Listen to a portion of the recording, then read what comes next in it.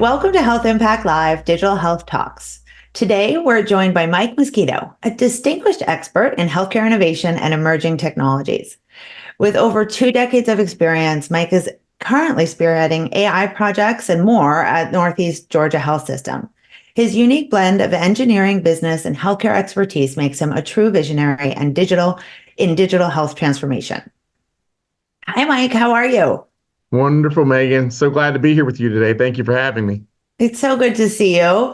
It was so great to spend time with you in New York in June at Health Impact. I remember it wasn't so long ago that our friend Rachel Weisberg introduced us at HIMSS. And, I was super surprised that we hadn't crossed paths. And I know we talked about it a little bit, but tell us, our audience, even though they probably know you well, about your background and how you've cultivated such an amazing network over the years. Well, I've been very blessed to have friends like Rachel around me that introduced me to wonderful people like yourself. So it was wonderful to meet you a few years ago.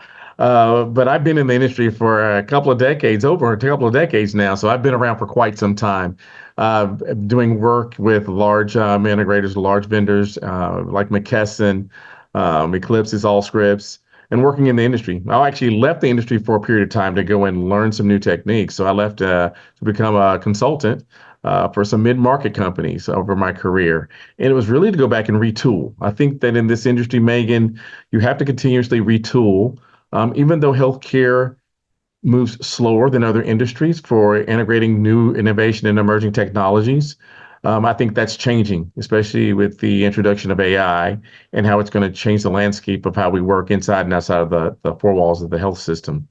And so for me, that tenure of running emerging technologies at McKesson and creating centers of excellence in healthcare have really afforded me the ability to see in a lot of health systems how they operate, good and bad, and how there can be change made, even with the smallest amount of budget, but you need that healthcare executive influence also, and that initiative and drive and strategic planning that's going to bring it forth. So I've been very fortunate to work with not only health systems and payers, but also those emerging companies and those established companies that are bringing technology to healthcare and to its entire continuum, including the patient themselves. How do we change that patient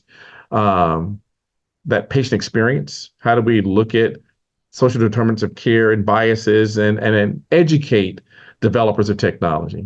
So I've amassed that long tenure by one being good to those around me and helping those around me to connect the dots or being able to find those dots that they need to connect to. And so I'm very blessed to be able to present and do interviews like yours today and continue to share this knowledge with the folks out there on a global scale now. It's been very blessed to speak to some folks in London and the UK. Yeah, it's amazing. I mean, I think you mentioned it, in terms of change, there was certainly a period where it felt like change happened really slowly in healthcare. And I think while healthcare remains, wisely risk adverse and cautious in terms of how we adopt and move quickly, change does seem to be, here and happening more quickly in the last few years for sure. And that, reminds me, not only did you speak a couple of times at Health Impact, but you won the Changemaker of the Year award. And so, we got so many nominations and so many votes for your work over the years. And so I'd love to hear, sometimes all that change can be exhausting. And so that pursuit of change, it's evolved over the years. Tell us a little bit about how that has evolved and what you think is important now. I will say that it started many years ago. I'm an engineer. So to give you a little background about me, I'm a degreed mechanical engineer. And so I'm a builder. My brain works that way. A hammer, but also a builder when it comes to the corporate and IT and technology side of business. And so with that, my career started developing portal technology, which is how McKesson found me and brought me in to help with the physician portal and that team. And then after several other jobs, I was also given the job for running emerging technologies for MIS or MIT technology up in McKesson, up in Alpharetta, Georgia. And that job really opened the doors for me to be able to develop, create, innovate, and tie it to the healthcare landscape. And so the first tablet that had healthcare information on it powered by McKesson technology. The woodblock model's behind my desk right here. It was developed with Intel. And so RFID, Dragon's first edition of how it was going to integrate with Clinical Suite. I was actually on the foreground of working with them and other telecom vendors of how to get communications across the landscape of healthcare.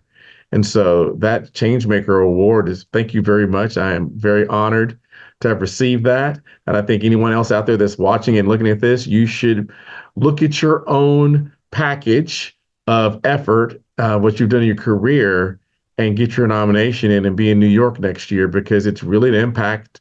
It was impactful for me to be at Impact, Health Impact, to see the folks, the likes of folks that were around me in the room. But to receive that award means that body of work that I'm continuously working on and trying to do more work around is going to continue, because that's what drives me. And it drives a lot of my friends that are around me that are innovators, that are bringing new technologies to market. So I appreciate you for that recognition. Oh, absolutely. Well, we were honored to give it. I think, McKesson, when I think back to, we used to do a lot of events and work with payer side, and McKesson was really one of the first big technology companies that really served both sides of the market, right? I mean, they had a large provider practice as well as on the payer side. And I think when you think about the stakeholders and how those are merging and sort of converging, I mean, we talk about sort of payviders and all of that a lot, and Right. certainly with the shift to value-based care. But I think that having that unique perspective to have worked with multiple stakeholders is so important. Are you seeing that be of more value now than it has, or not necessarily even changing, but tell us a little bit about that value. Yes, I do. I really believe that having that broader landscape of being able to look across, inside the four walls, working with partners, how do you collaborate and how do you create together? Better together is what I call it. Is even more valuable now, because you have to understand problems first. Where are these problems? Not that, hey, I've got this idea. Well, is it solving a problem? Or you just think something's neat and no one's going to buy it? So understand there are lots of problems in healthcare still, that haven't been solved, that have been around for hundreds of years. We still haven't solved some of these problems. So with technology being advanced in today's current healthcare landscape, I think that being able to look inside and outside, whether it's in the clinical suite or in the patient experience, figure out where those problems are and work with the right innovators, the right companies that are trying to say, here's a problem, and we're going to apply knowledge, experience, effort, and our own intellect and budget to fix that problem. And whether it's around data, whether it's around integration of services, whether it's around interoperability of technologies and how they come together, but how do I pull that collective knowledge together to collaborate?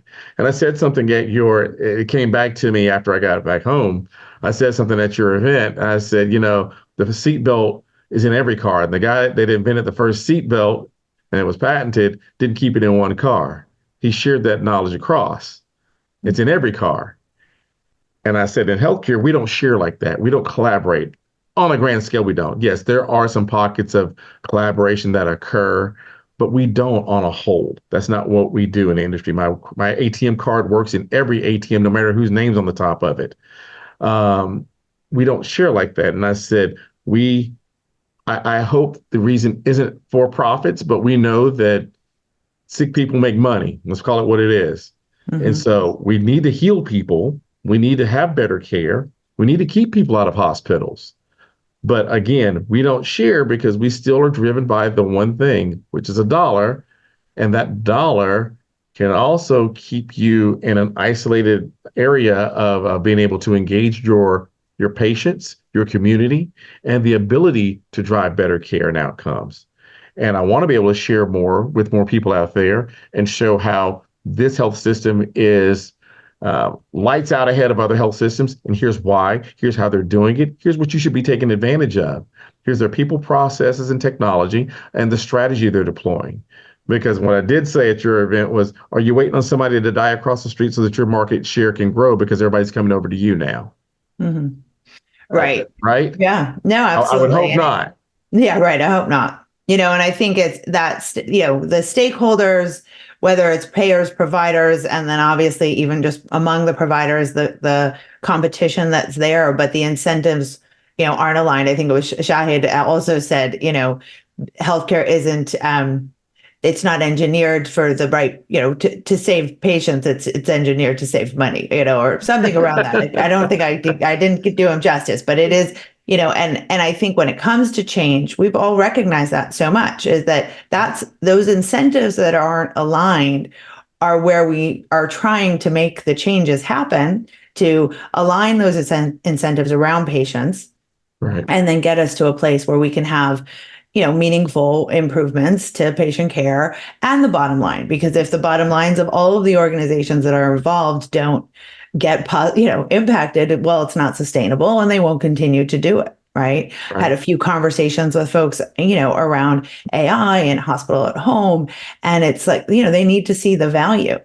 Another thing we talked about at Health Impact, and you were on the panel, is around, kind of governance. And I think that we do see, and look, Brian Anderson from Chai was there, and certainly there's collaboration happening around that, right? I mean, I think everybody is aligned, when it comes to governance and, sort of establishing the parameters, maybe sometimes around regulations, we can come together. Talk a little bit about what your takeaways on that are. And, in your experience, I know you're, helping folks with this. What are some of the key areas that people should be thinking about? Right there, even though I sit in Northeast Georgia, I help other health systems around the country with these problems. They're dealing with these emerging technologies, innovation, and the guardrails and governance that they're having to put into place, even to evaluate technology up front. Should I bring this in? Do I have the infrastructure? Do I have the skill sets in-house to be able to manage and support these new technologies? And what does that look like for my clinicians and my patients and the operational and IT support that's required?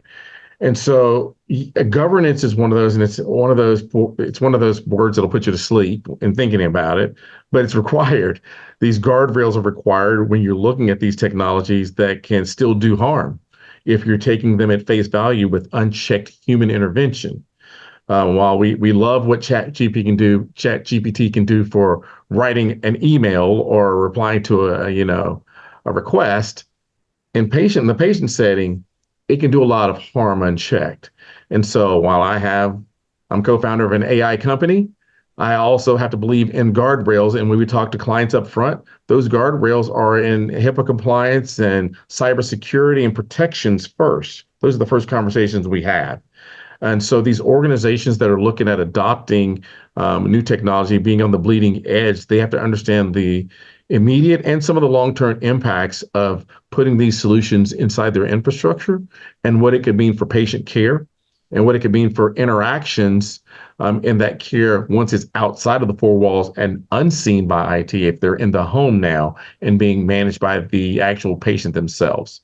So remote patient monitoring and all these other nice words and buzzwords that actually bring the patient closer to being in their own setting of care at home, being comfortable at home and still being managed. You have to understand there's also some risk. So the risk register for governance around emerging technology and innovation is quite large and growing larger day by day. I had a panel, Megan, this past spring, and I had a hospital and a partner on stage, an AI partner, and the actual partner on stage was using their technology. And the question came from one of our sitting CIOs. He said, so if something goes wrong with the infrastructure, the data used in your AI modeler, and something adverse happens to the patient, who's at fault? Now, this is a room. It's a sold out room. And I knew where he was going when he started the question. And so I said, well, let's start with our provider. And she piped up. She goes, well, I bought this partner solution. And we had our governance go through and vet them. And so it's on the partner if something goes wrong. The partner didn't let her finish the sentence before, but that's not my data. That's your data using in my tool. And so quickly the audience was able to realize this doesn't work in the patient setting. It's your fault. It's your fault. It's not going to fly. Mm-mm. because somebody bought a tool, you implemented a tool, but you use that data to provide the information in that tool, and something bad happened to the patient, right? And so guardrails and governance are very important, but the outcomes and expectations of use of these technologies also has to be understood. What does that risk look like? And then how do you mitigate that risk as close as you can to zero when you're implementing these tools? So And that's when a does hard that, questionnaire. yeah. So when does that need to happen? Up front, you need to ask some of these questions up front when you're evaluating these technologies. Right. When you're looking at these partners to bring in with these new technologies, what are the risks? What are the potential risks? What have your other customers or POC, what are the POCs, have they identified risks that I need to know of? And then work with that partner. Be very candid with them. This is on you to help us grow together on your platform. So tell us where potential risk and pitfalls could be in implementing emerging technologies. And how does that look for the patient when something goes wrong? Then how do we mitigate it? You got to have those conversations up front. Yeah, for sure. I mean, does it happen that, you have those conversations and it must make the negotiation process, the sort of, people already complain about how slow the RFP process is in the sales cycle in healthcare. With that added element to it of, you know, this uncharted territory, I guess, in terms of, who's responsible. Are you seeing people making mistakes, cutting corners? What's the sort of reality on the ground for this type of, what's the impact of it? I will tell you, I see them being cautious. So what I see with the institutions that I'm working with, they're more cautious. I'm being called in to provide support for being cautious and then give guidance and direction and strategy, using that engineering, that left side of that engineering brain of how do I put the right risk registers in place, right governance structure in place to evaluate, implement, and determine who are going to be the best partners for that organization. Not all partners are created equal across the board for every organization, small, medium, and large. And so, how do you evaluate that partner? And it's not a decision always made inside 7 days, and we're going to push you through procurement and through legal, and we're going to be up and running on our POC in 3 weeks. They're a little more cautious than that. But there are those that are out there that are cautious, but aggressively moving forward. So they've got the right operational infrastructure in place to one, intake new technology, get it structured with compliance and legal, and then move it into their setting of care more fluidly. They've got the operational pieces and the governance structure already there to evaluate, implement, and then evaluate on the backside the outcomes and make sure there's an ROI that's attached. And that could be tangible ROI in dollars or tangible ROI in exposure in your community as a provider. Because not Sure. everything's about money. Sometimes it's Right, about right. what are you delivering, right? Absolutely. And then, it sounds like managing the expectations, right, is an important part of that and understanding that. So that's great. And I think a lot of what we're seeing with AI is that the implementation's happening more at the, on the administrative revenue, financial sides of the house first, right? To Mhm. get to the place where we have not less risk, but less patient facing risk, Right, right? right. But in that, of course, there's a lot of discussion around the impact of AI with virtual clinical teams and remote monitoring and, reducing burnout. What were some of the, what are some of the things that you're seeing that are being tested that people are seeing work across the healthcare systems? Virtual nursing is the newest of those buzz phrases that's come about. And I will tell you, I sat in front of a group that deployed, like I'll call their name, Orlando Health. I've let down in Orlando Health. She and her chief human resource or her chief resource officer spoke at a conference with me back in June. And at that conference, they really laid out a comprehensive plan of how virtual nursing is working for them. Not saying it works for everyone, but I'm saying that for what they've laid out and how they're deploying virtual nursing, it is one of those areas that they found fruitful, and the ROI behind it is immense for them. And so I asked her how big of a bang are they taking this? She said they're building a new tower, and virtual nursing is going in day one. And so, as far as we talk about burnout and for physicians and nursing and everyone else across that spectrum, the creativity and the innovation around that, it's coming to the forefront with these areas like virtual nursing, putting these tools in place, and telehealth, burst onto the scene during COVID, and it's stuck around in some areas, in some pockets. It didn't go back in the box like many thought that it would. Many thought that it would stay around at 100%, and that hasn't proven to be the case, to be funded at 100% in all institutions.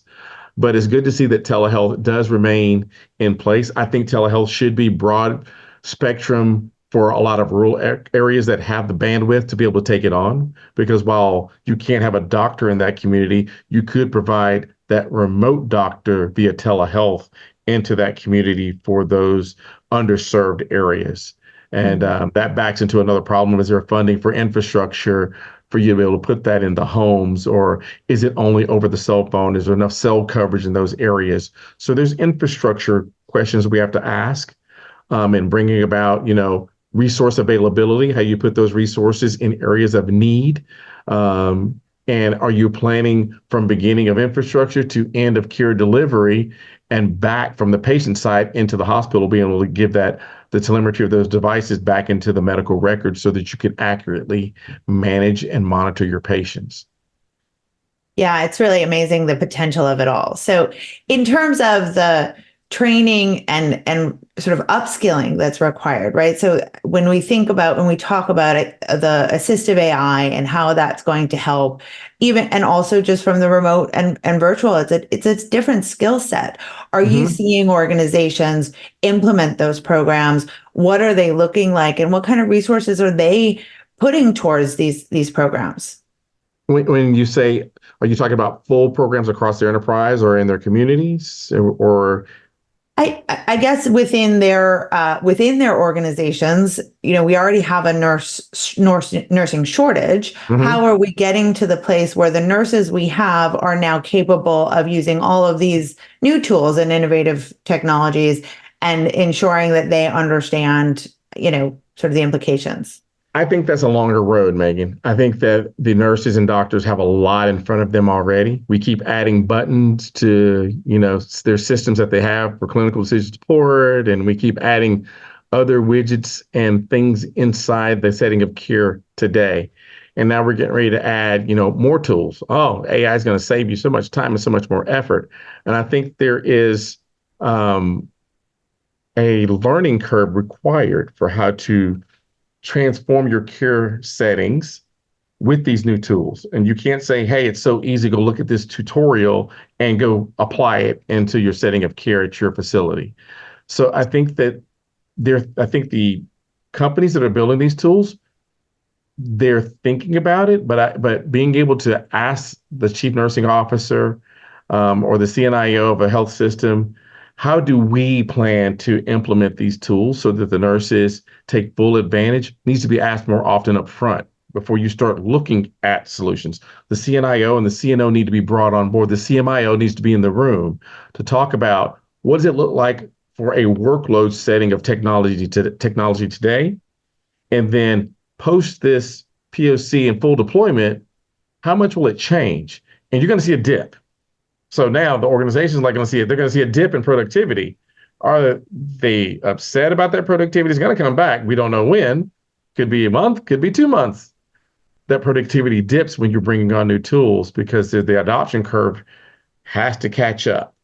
And so I think that timeline for bringing on new tools is a little bit longer than they were of old, because these new tools, while very intuitive, they still are changing the flow of care in that care setting. And you have to give these clinicians time to learn how to use them, adopt them, and be able to integrate inside their head this new workflow and not revert to old. Well, I'm glad you brought that up. I mean, and I think that's so important because, we've made the mistakes before, right? With the EHR saying, oh, it's going to be the panacea. It's going to solve all the problems. You implement the technology, and in fact, there's unintended consequences and more problems can arise. Right. And you have to anticipate that. So, and that's what, often makes the implementation cycle as challenging, and the decision process is challenging, because the value it takes a while for the value to come around. And I think that it also goes back to being aware of the multiple stakeholders that are involved, right? Right. Because you can fix one problem and create a problem someplace else, and the Right. technology can be, plug a hole here, but not there. You talked a little bit about the AI language model and the translation tool that you've been working on and that they've already implemented around the country here. Tell us a little bit about that, because I think not only are you here, helping health systems, but you're also helping, on an innovation side. But I think that tool itself does speak to, kind of some of the unique problems in healthcare, and it addresses those. I, Thank you very much for that. Yes, Bot on Health is a bot that is a multilingual translation tool. It was a company was a co-founder of it, uh, but it was deployed outside the U.S. first, and then we brought it into the United States. And so, with this translation tool, we're able to take up to 158 languages right now and translate them. So when you are in your setting of care and you don't speak English, but you've asked for your discharge summary and your paperwork and everything else to come to you in your preferred language so you can understand it, because you may not speak English or may not speak English fluent enough to be able to understand your medical paperwork, our tool now translates that information. And we actually put this bot on the front end of your care setting, whether it's your digital front door or a specific website or a specialty website. And we now can bidirectionally schedule, talk, and integrate this into your setting of care to bring a patient into your care settings in their language, in their comfortable language setting, to be able to communicate with you. So the premise here is be able to take this tool into disparate areas where the underserved are not provided translation services that are adequate, and be able to use this tool. And it can be used internal for your staff for communication, or it can be used for your patient care and your patient experience. So this is really, we're seeing it transform on the payer and provider side. It's transforming that patient engagement, that patient experience for how they collaborate with their patients now. Because right now it is, if you go into name an EHR and you ask for it in another language, I can show you the evidence that it comes to you in English. Or if you say Spanish, it is not Spanish that is spoken by anyone that I know. It's broken and it's not coherent. And Right. so these tools, while we say that they have these capabilities, we haven't been able to see them perform at a level that our algorithm and our black box has been able to put out into the industry. So we're very proud of this. My CEO, Karen, she's been doing a great job of driving the company forward. And I think that this tool is going to be a leader for really looking at where we're not serving our patients in the language that they want to speak to us for care. And when you have no shows, know that it's probably because they didn't understand they needed to come back for a visit. Right. It's amazing to me. I think we all talk about AI and how transformative it is. And there's still a lot of things we're not getting right. I mean, a lot of the ambient technologies don't understand languages, let alone accents, right? I mean, there's a lot of things that are still being worked on that without that, you're only fixing something or solving a problem for such a small population. So this is such a, even though it might seem like a small piece of it, it's really, it's transformational in that without it, none of this really continues to work, even from a reimbursement standpoint, from note reading, from the clinical provider and patient communication. So I'm just so excited to see it happening, and I do think it speaks to the larger piece of sort of AI strategy and implementation. So as we have a few minutes left, tell me a little bit about what you're telling hospital CIOs right now when they're evaluating and prioritizing AI solutions. Like, what are the 3 or top 2, even just 1, or maybe it's 10 things that they should keep in mind, as they, really prioritize, and don't just, sort of not following that shiny, object, but what do they need to really look at? Understand that you need an emerging technology and an innovation strategy for your health system is one. You need to know how to stay ahead and competitive. You need to understand what technology should look like in a setting of care. So it's not just Bob's workshop that put together a widget and you're going to implement it. Understand what an enterprise tool looks like, and can it have governance at your standards implemented around it? Those guardrails, can they be put around that technology? And how do you evaluate that? Have that checklist in hand. Have a governance committee that evaluates it earnestly and candidly, to be able to not stifle innovation and the adoption of technology, but evaluate it and understand how they should be implementing it. Because there's two types of governance councils that are in play. And then last, be a collaborator with innovators in the industry, with emerging technologies, with these new thought leaders, and bring those thought leaders around you, not for a sales cycle, but for education around what tools are in the industry, and attend those industry conferences where you can become educated. You need to understand for yourself, and you need to understand what technology is around you if you want to be a leader in your market, or you can wait for it to get to you at some point. I'll tell you, I love my hat, Megan, and I will tell you the biggest part. I have the hat that says change on it. It's inevitable in healthcare. And I thank you for giving this to me, because in every health system, change is inevitable. And if you're not ready for it, it's going to run you over. So our CXOs that are out there that are looking, hey, do we have AI? You've had AI for decades now in your health systems and clinical decision support. You've had these types of tools that have been giving you guidance outside of the physician's voice. But now they're moving faster. They're using larger data models, and these models can hurt. So have these three, those are my top three that I say, put them in place to give you that structure, to give you that guidance, and be able to then bring the right people around you to give you that support for, here's what our tool can do. I'm not trying to sell you, I'm trying to show you how I solve a problem. And then you move from there into, what does it look like to implement your solution? Right. Well, that is great. I mean, all such good advice. And so tell us, tell us, our audience, what the best way to find you is in terms of, whether are you on LinkedIn? I'm on LinkedIn. Most of you have probably seen me on the recap. You'll see Megan's recap coming out real soon, and it is awesome. So it'll probably come out right at the time this airs. But then that week, I'm going to put her recap from her event out there. There's the award right there, Megan. There's nice. the Changemaker Impact Award.